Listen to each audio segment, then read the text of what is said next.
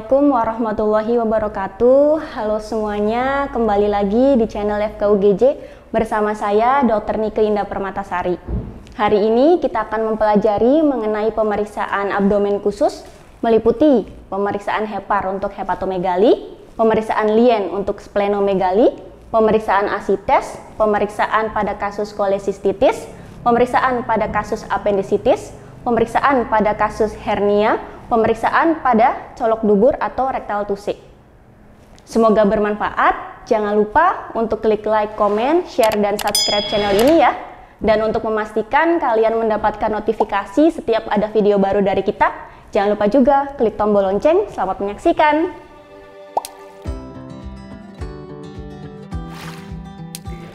Sebelum melakukan pemeriksaan fisik hepar, jangan lupa untuk cuci tangan 6 langkah dengan menggunakan sabun atau air mengalir atau hand sanitizer. Baik, sekarang kita akan melakukan pemeriksaan fisik hepar untuk mengetahui apakah terdapat hepatomegali atau tidak. Oke, step pertama sama seperti pemeriksaan fisik pada umumnya, yaitu inspeksi terutama pada regio hipokondriaka dextra dan epigastrium.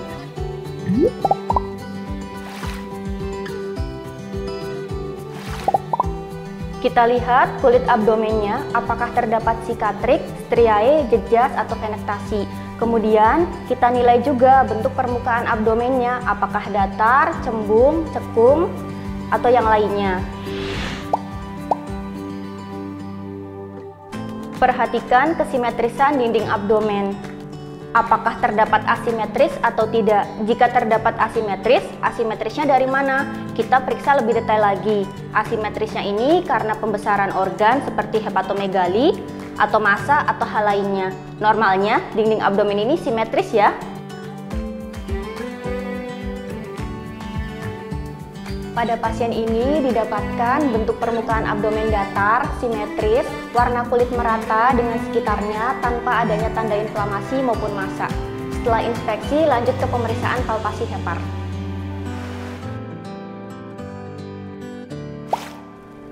Mas, kakinya ditekuk ya? Iya dok.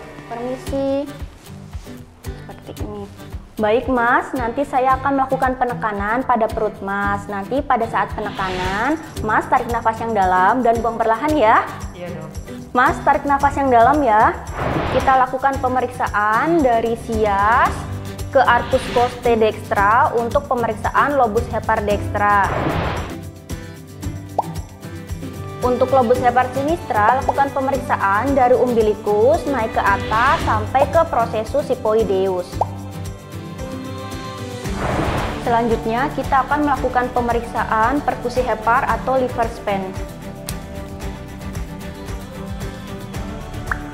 Pemeriksaan perkusi dimulai dari ICS 2, linea mid clavicula dextra.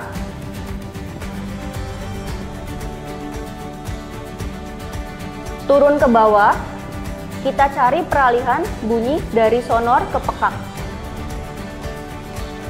Itu merupakan batas atas hepar. Pak, permisi, coba jari telunjuknya diletakkan di sini ya Pak ya. Di sini, kemudian dari perut kanan bawah, tetap di linea mid clavicula dextra, kita perkusi lagi. Permisi Pak. Cari perubahan bunyi dari timpani ke pekak.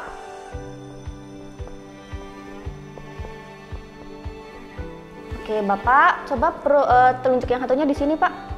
Kemudian kita ukur dengan menggunakan penggaris. Normalnya 6-12 cm. Nanti coba diletakkan satu. Oke, normalnya 6-12 cm. Pada pasien ini didapatkan hepar 14 cm yang artinya terdapat hepatomegali. Jangan lupa untuk cuci tangan 6 langkah dengan menggunakan sabun atau air mengalir atau hand sanitizer. Baik, sekarang saya akan melakukan pemeriksaan abdomen khususnya lien untuk mengetahui apakah terdapat splenomegali atau tidak. Oke, langkah pertama yaitu inspeksi terutama di regio hipokondriaka sinistra.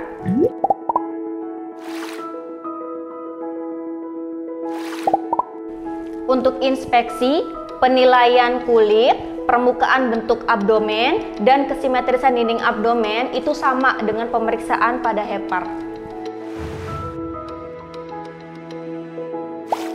Posisi kaki pasien sudah ditekuk. Baik, saya akan melakukan penekanan pada perut. Nanti pada saat penekanan boleh tarik nafas yang dalam, kemudian keluarkan dengan perlahan. Baik Mas, sekarang coba tarik nafas yang dalam. Baik, pertama letakkan tangan kiri pemeriksa di bawah arcus costae sinistra pasien. Kemudian dorong ke atas sehingga lien akan mudah terangkat dan teraba. Sedangkan tangan kanan pemeriksa melakukan gerakan parabolik, yakni mendorong dengan kuat dari bawah ke atas, dari mulai sias, naik ke atas, kemudian melewati umbilikus, sampai ke arcus costae sinistra.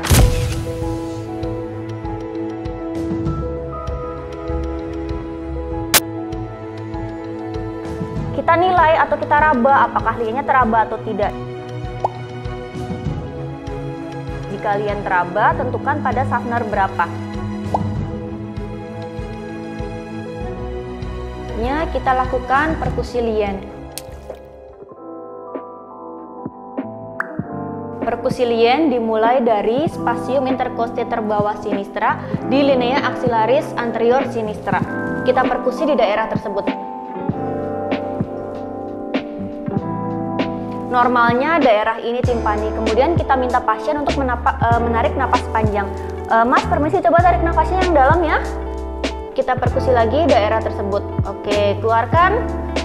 Normalnya bunyinya tetap timpani, tapi pada pasien ini terdapat perubahan bunyi dari timpani ke redup atau pekak, yang artinya terdapat pembesaran lien atau splenomegali.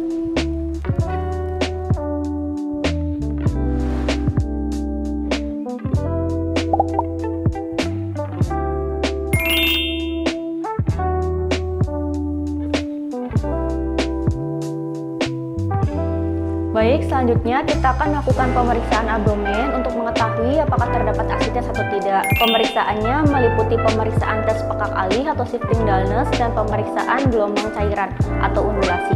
Yang pertama, kita akan melakukan pemeriksaan tes pekak alih atau shifting dullness.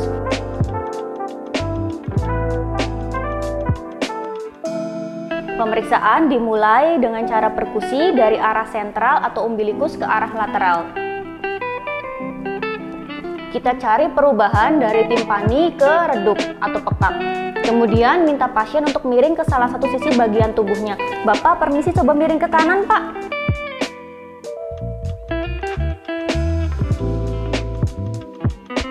Kemudian kita perkusi lagi. Baik, selanjutnya kita akan melakukan pemeriksaan gelombang cairan atau undulasi. Yang pertama, minta pasien untuk menekan dengan kuat pada linea mediana dengan permukaan ulnar tangannya. Baik Bapak, permisi ya Pak ya, nanti coba tangan Bapak ya Pak ya diletakkan di atas pusar, kemudian tekan dengan kuat ke bawah ya Pak ya. Setelah pasien menekan dengan kuat ke bawah, ketuklah dengan cepat salah satu sisi bagian tubuh pasien, sementara tangan yang satunya merasakan apakah terdapat hantaran impuls dari gelombang asites atau tidak. Pada pasien ini tidak didapatkan adanya gelombang impuls, yang artinya tes undulasi negatif. Baik Bapak, sudah selesai di sini ya Pak ya.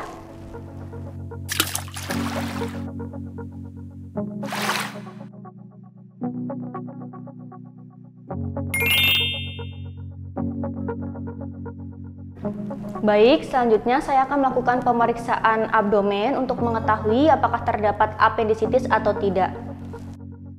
Yang pertama, kita minta pasien untuk menunjukkan lokasi awal nyeri dirasakan dan kapan lokasi nyeri tersebut sekarang dirasakan.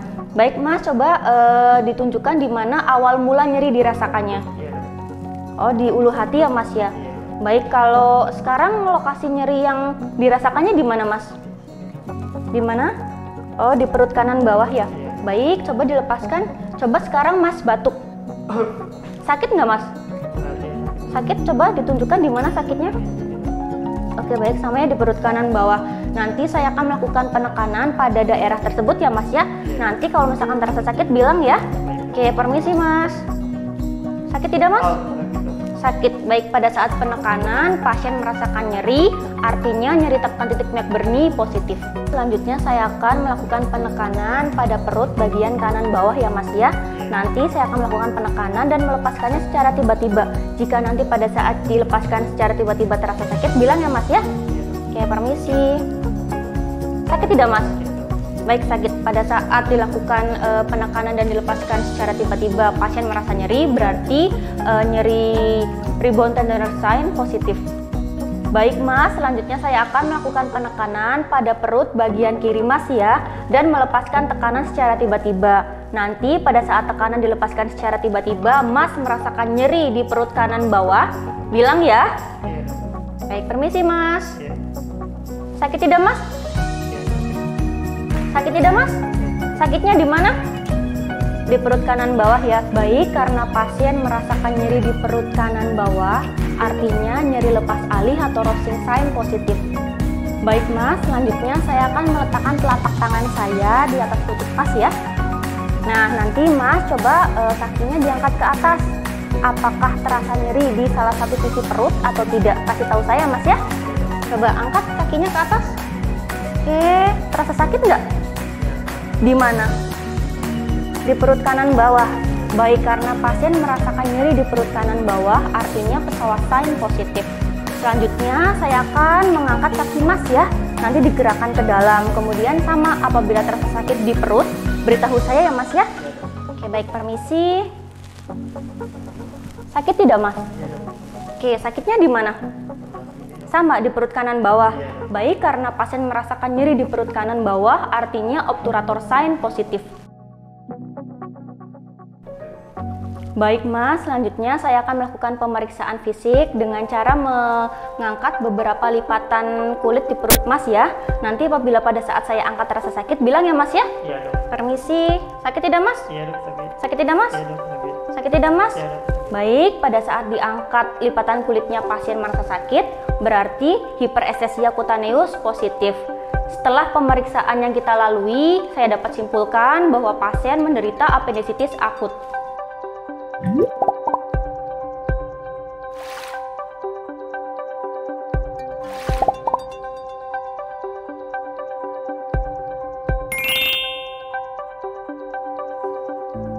Sekarang kita akan melakukan pemeriksaan abdomen untuk mengetahui apakah terdapat kolesistitis akut atau tidak dengan cara pemeriksaan Murphy sign. Baik Mas, nanti saya akan meletakkan tangan saya di atas perut Mas ya, dan melakukan penekanan. Nanti pada saat dilakukan penekanan, Masnya tarik nafas yang dalam ya.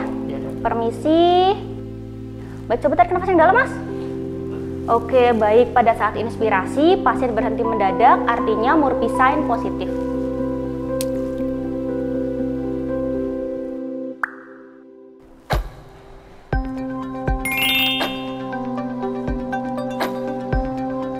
Selanjutnya kita akan melakukan pemeriksaan hernia.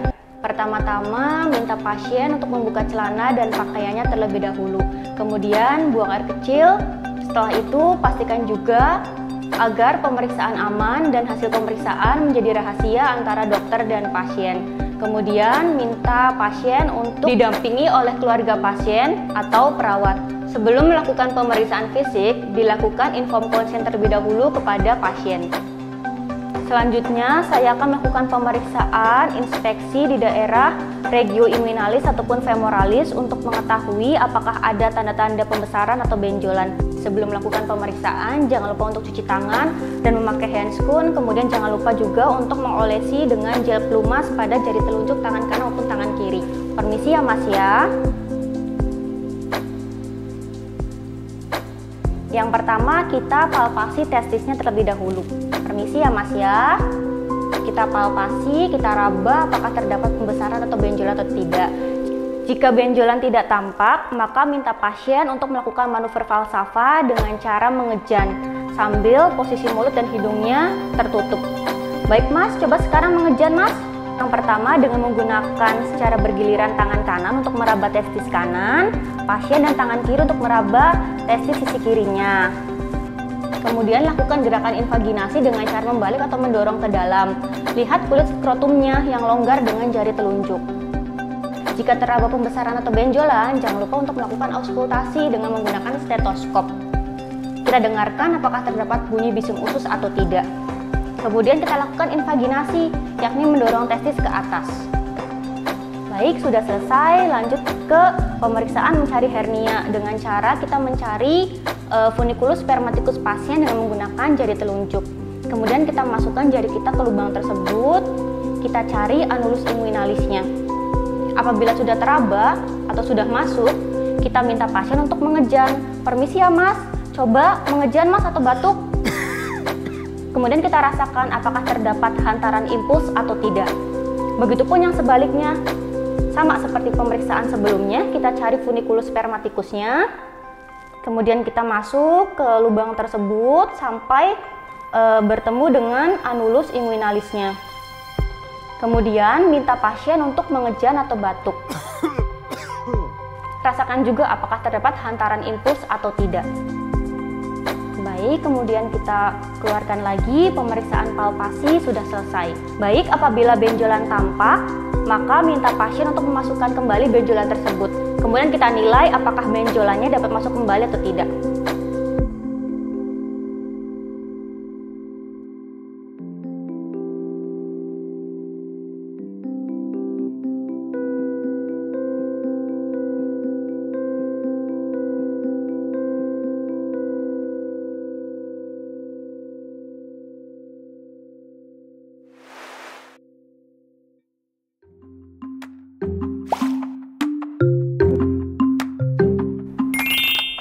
Selanjutnya, kita akan melakukan pemeriksaan rektal tusi atau colok dubur untuk mengetahui apakah ada kelainan atau tidak pada anus, rektum maupun prostat khususnya pada laki-laki dan PID maupun apendisitis pada wanita.